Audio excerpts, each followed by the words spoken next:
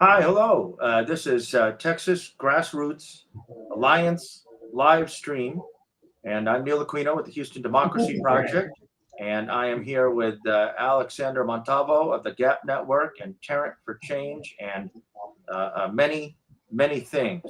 And we are having one of our periodic, well, more than periodic, weekly, twice weekly shows highlighting Texas grassroots organizers, members of the Texas Grassroots Alliance. We ask you to watch, to share the show, to look for further shows, to contribute, and to talk about these shows and to support your local grassroots organizer. And tomorrow we have a very exciting show. We'll be interviewing Egberto Willies, who is a TGA member who does politics done right, and he has his book Tribulations of an Afro-Latino Caribbean Man, and that's going to be tomorrow at noon on all of these channels. So please tune in. So Al, Yeah, what do you got? well, excited about the show tomorrow with Egberto. Show the graphic again for folks to be able to see that. This will be tomorrow. Great conversation, great grassroots organizer, doing a lot of media infrastructure work. So excited to have him. And just to give people a little information about my background, I am currently in Frisco for the day. I'll be in the Dallas area today and tomorrow, uh, meeting with various organizers, working on various projects. But for today, I'm in the Frisco Public Library, which if folks have never been to it, it is super nice. And being someone from Fort Worth puts to shame any library that exists currently within Fort Worth, even when we had our central library downtown, pales in comparison to this. Working out of libraries is a staple of grassroots organizing because it's community space. It's a Mhm. great space to use to do individual work or to meet with folks. And so we're seeing grassroots organizing taking place anywhere, right? And so um, excited to be here and to be able to continue doing great work with you, Neil, on this and in other ways. All right. Well, today we've got two articles that we want to highlight. Um, we have two grassroots organizers that have published within the last week. One is with Texas Resistance Rising, and then the other is with Black Lives Matter out of New Braunfels, Texas. So let me go ahead and share my screen so that we can highlight these articles.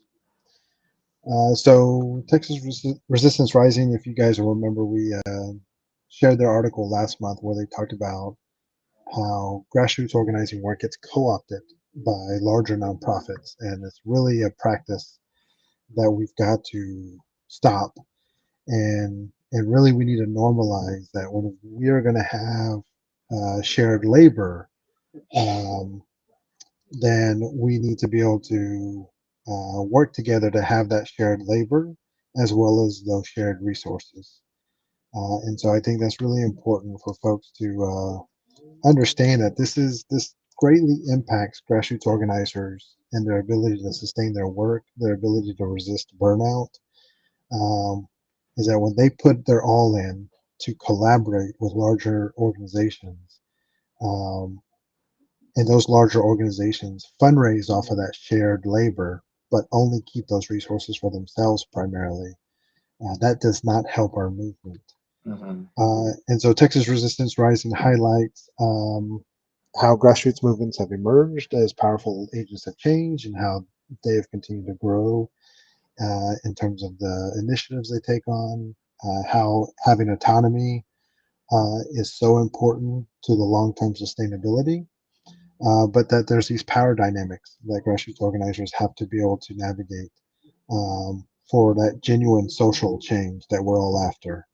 Um, and so they do a great job of showing that nonprofits do play a crucial role in addressing social issues, but because of the infrastructure of the nonprofit industrial complex, eventually those dependencies on funding from foundations or large dollar donors, the corporate structure and interest in their work starts to really impact how much they can push for change. And in many ways, they can get to where they are themselves co opted to be a part of the status quo and the establishment. And so we got to be very careful when we're doing this work towards systemic change that we don't fall into these trappings. We don't fall into the trappings as grassroots organizers when it comes to working with our larger nonprofit partners. And also, our larger nonprofits have to be careful not to fall into this trap as they work with institutional donors, foundations, and large dollar donors, and other partners within government and things like that. Right. So the So issue isn't to be right. So the issue here isn't to be just reactive. It's not a blanket criticism of these entities, but it's a critique, and it's a call for everyone doing the work to share in some of this. yeah, and to understand, like, the way we're being compromised, we can address those issues, but we have to be able to address them being in this work together. We have to address them being in sync in what we're trying to do. Mm-hmm. Um, and so, this is where they continue to highlight, despite their divergent approaches, they're not mutually exclusive. They're actually deeply interconnected. Um, and it's really around this collaboration that we need each part of the ecosystem to be strong. We need each part of grassroots space as well as the large nonprofit space to be independently strong so that we can have that what we call interdependence, so that together we can do something greater than any one of us can do on our own. Um, but we have to be able to be willing to let the grassroots organizers to stand independently strong. And so that's something that's really important and highlighted within this article. They go on to talk about how navigating the power dynamics means that we have to adopt a critical and strategic approach in grassroots movements. We have to make sure we maintain autonomy while engaging these institutions so that we can advance the goals and principles that we have. And one of the best ways we can do that is through building alliances and coalitions so that we have leverage within these spaces to improve working relationships, resource distribution, and overall being connected in the work we're trying to do together. And I think really, that gets to the heart of what the Texas Grassroots Alliance is doing by bringing grassroots organizers together from across the state to build collective power, so that we can leverage our collaboration opportunities to be not only positive in terms of the outcomes we're after, but positive in terms of resources for grassroots organizers. Right. Right. And resources, and of course, one of those resources is also respect and a willingness, to include people in decision making and transparency. And we want to expand we want to expand the networks, not push anyone out, but expand. And there's just the critique, and I think it's important to reflect. And this is my effort, the Houston Democracy Project. My emphasis, a critique of the way we've been doing things, is that we are 7 months from a real democratic crisis, and many of the organizers you talk to and the politicians will tell you that. They'll say that that's the case, but we're not doing anything differently. So we're acknowledging there's a problem, there's a challenge ahead, but we want to hold on to the same models and not change anything, and not change who has access to resources and has access to influence. And there's a lot of talent out there. There's a lot of talent out there outside of just a small cast. When they frequently come out of the same educational networks, the same class and past networks, and that needs to be expanded really for our own self protection. Yeah, and I mean, we typically see 2 to 4 years a grassroots organizer will burn out. We Mhm. know that 60% are unpaid, 15% are underpaid or temporarily paid. And even those 25% that are full time paid, a lot of them don't have full time benefits. So Right. we we are we are limiting our ability to grow leadership and to grow long term sustainability by not properly investing in grassroots organizing. Mhm. Um, and I think it's very short sighted because of the strain we feel on trying to collect resources for the work we're trying to do.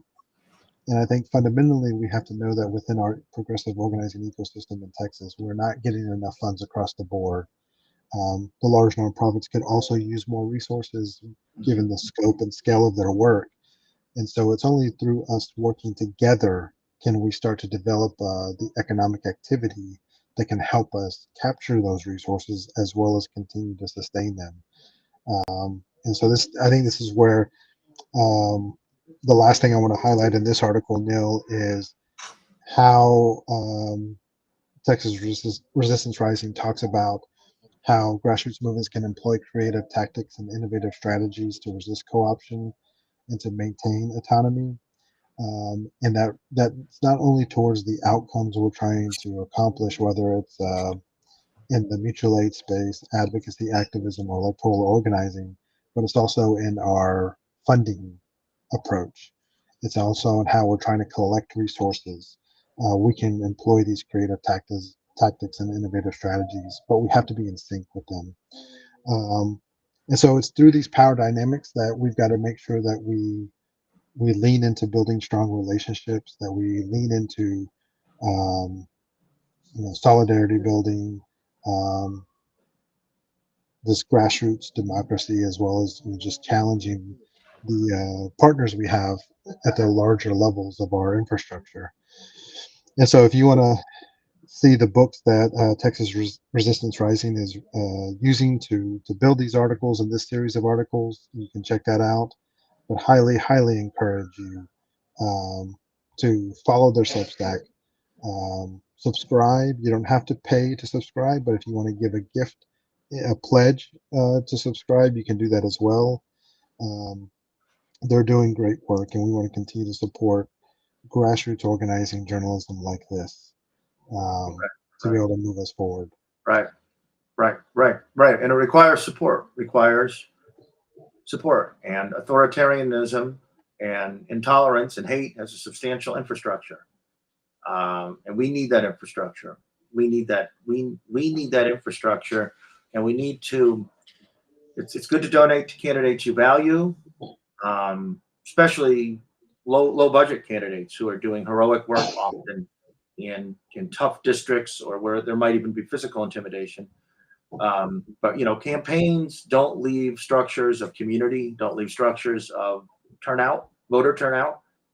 In fact, many of our elected officials, Democratic elected officials, do not want higher voter turnout, which I think is one of the most difficult things for many of us on our side of the aisle who invest ourselves in these things.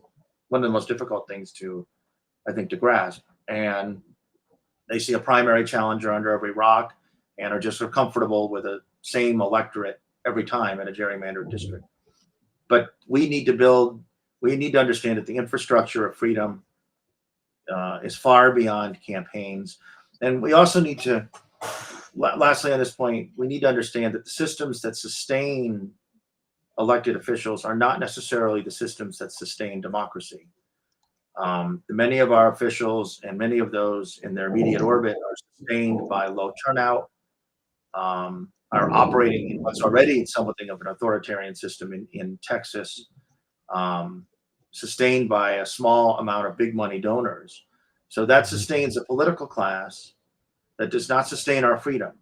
And the intellectual point that's been made to us all our lives, just go with it, accept incremental change, and that's okay. And if that worked, we could evaluate it. But I just want people to ponder where that has taken us, um, where the current models have taken us, and it is entirely possible in your neighborhood, if you're in a city or in a rural area or in the valley, you are, a year away from mass migrant roundups.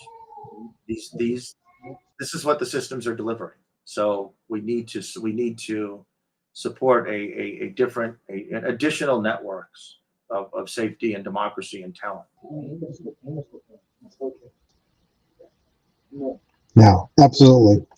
I'm going to go to our next article, Neil, and share from Black Lives Matter New Braunfels that is being written by an amazing grassroots organizer, Shirley Shaw. And she wrote an article, The Total Eclipse of Democracy. And she talked about and really just kind of compared the eclipse experience that we all got to enjoy Right. on Wednesday. And if you were lucky enough, like me here in Tarrant County, we got to see, the totality, right? We got to I see. thought it was going to get dark in Houston. It didn't. I didn't. It just shows you I didn't read anything. I was, oh man, it's going to get. I know we were only in a 94% zone. I was like, oh, it's going to get dark, man, and it didn't get dark. Yeah, y'all missed it. Yeah. It was an amazing experience. I think it's just a recognition of our place in the universe, right? To Right. be able to see these major components merge and truly impact what we're used to seeing every day. But what Shirley highlights in her article is that for the eclipse we need to wear special glasses because as the sun is being covered and as it uncovers, it's very bright, so you can cause damage to your eyes. But um, she compares it to say, like, these glasses is what we need with what's happening with democracy. It's like we can't look at racism, injustice, unequal distribution of wealth in our new plantation, the penal system, with our naked eye because it's too much to see. Um, and that we do a lot of things to um, protect ourselves from seeing Mm-hmm. the degree of the injustice, and that uh, this eclipse does not give her all, like we're talking about what happened Wednesday, but gives her shame, and that we need to be able to fight and not to despair is something that's key, and key encouragement she gives grassroots organizers whenever we have Texas Grassroots Alliance meetings. Shirley will be moved to speak about history, about what she's hearing from organizers and the work that she's done and is continuing to do to be able to help motivate grassroots organizers to see the importance of our work. That it is very difficult right now, and we are on the brink of some very terrible things. Um, but that we essentially need to have faith in what we're doing to continue moving forward so that we don't fall into despair. Um, and that we are the ones who are going to be able to help move beyond this eclipse of democracy. So, I'm looking forward to the day that we have um, Surely on the Shirley air. on the live stream Yeah. to be able to highlight not only the work that she's done with her grassroots journalism, but also just who she is as a person. Anybody who hears Shirley talk or gets to build a relationship with Shirley is their life is improved immensely. So, Right. love your thoughts on this article that Shirley wrote with Right. So Black Lives Matter New Braunfels. couple thoughts. So I commend Shirley here. And I'm a great believer in metaphor and analogy. Um, um, and I appreciate Shirley because as you and I had talked on Eclipse Day, and I told you I had watched the morning call-in show on C-SPAN, which is on the subject of the eclipse. And the subject was, are you going to watch the eclipse? And I thought everyone was going to be like, oh yeah, I'm really interested. And there were so many grumpy people. They were sour. One person complained that the eclipse was free, really, and that oh, people need to be at work. And then another lady said, one lady linked the eclipse to the later cicada. It's going to be a big eruption of cicadas across much of the country, and then the earthquake that took place in New York a day before, and God is judging us. And with cicadas and earthquakes, and all that. And one guy called and oh, I'm praying. I was like, okay, that's good, sir. I thank you, God. And I was like, okay, end it there, sir. And then he started started complaining about men wearing dresses and stuff. And you're like, oh no. Anyway, I'm glad to see Shirley.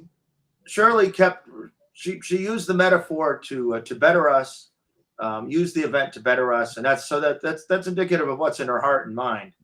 And that's the indicative of her heart and mind.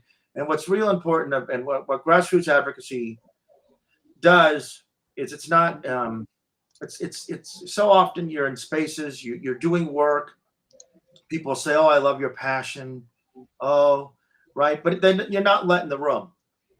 Um, and so one of the advantages of grassroots advocacy is to see people as equals, let them in the room, highlight their work, get them on the air, learn from them, and allow people who have a lot of talent. So much talent is wasted, and it's wasted in part because we have these class and caste systems, and we don't want to see, even if we respect someone, maybe even or like them, still that distinction remains.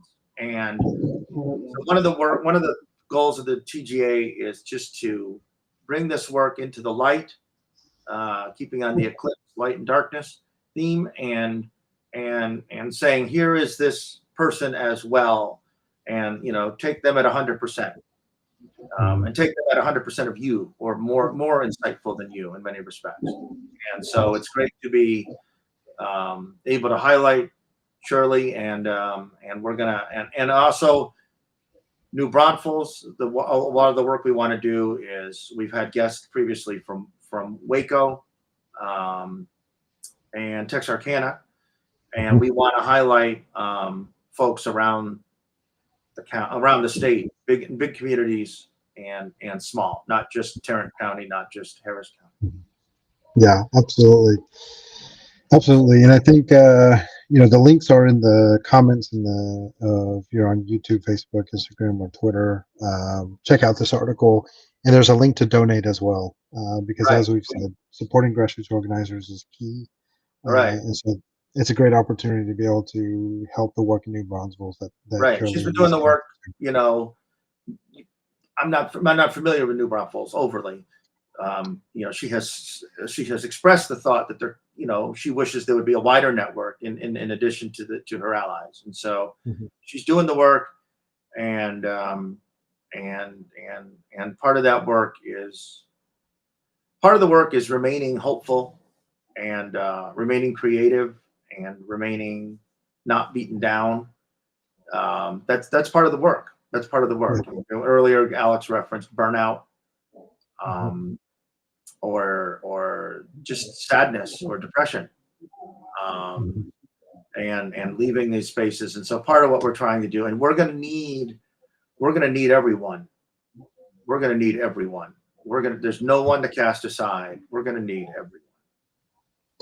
Yeah, and this is also our reminder to everyone on every show that if you want to donate to the Texas Grassroots Alliance, you can scan that QR code. You can click the link that is put in the whatever platform you are watching this on, and it's an opportunity to be able to support the collaborations that we're doing within the Texas Grassroots Alliance that includes this live stream, but also a number of other collaborations, like with the Poor People's Campaign, or with helping build out other kind of grassroots journalism, and also organizing within certain communities and building infrastructure. So it's a great opportunity for you to help support the work.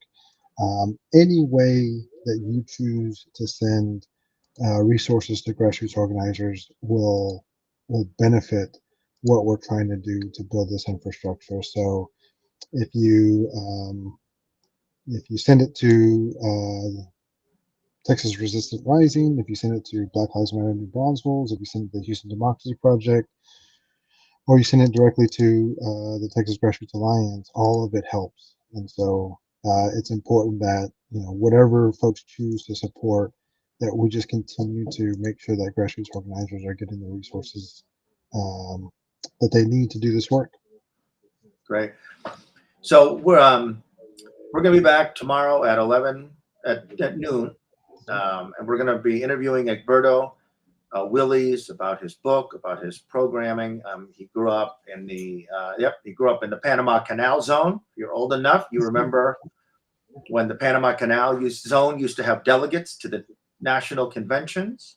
It was American territory, just like Puerto Rico or Guam. John McCain was born in the Canal Zone, just like President Obama had been born in the territory of Hawaii. I think he was born in Hawaii before statehood. So it's interesting. And we'll talk about the Canal Zone, and we'll talk about his time at UT, talk about his navigation between Black and Latino identities. We'll talk about his experience being a Black man in a Houston neighborhood of Kingwood, which is conservative. He'll talk about his time in the software industry, experiences he had in mainland China and Taiwan. He writes about separately interacting with people and as they reacted. So there'll be a lot to talk about, be a lot of conversation about identity and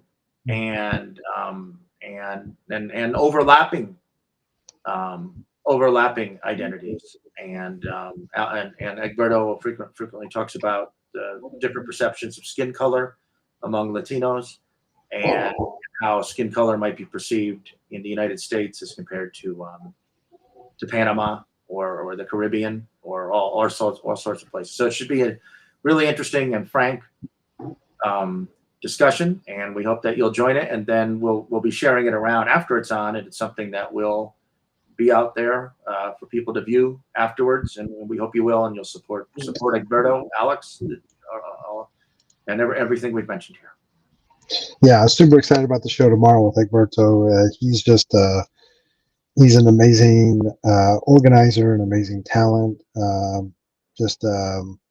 Knows how to craft a story and how to communicate what's going on. So eager to learn so much from him, being on the live stream together, but also for all of us to be able to have a healthy conversation around his life, his experience, and the work that we're doing together.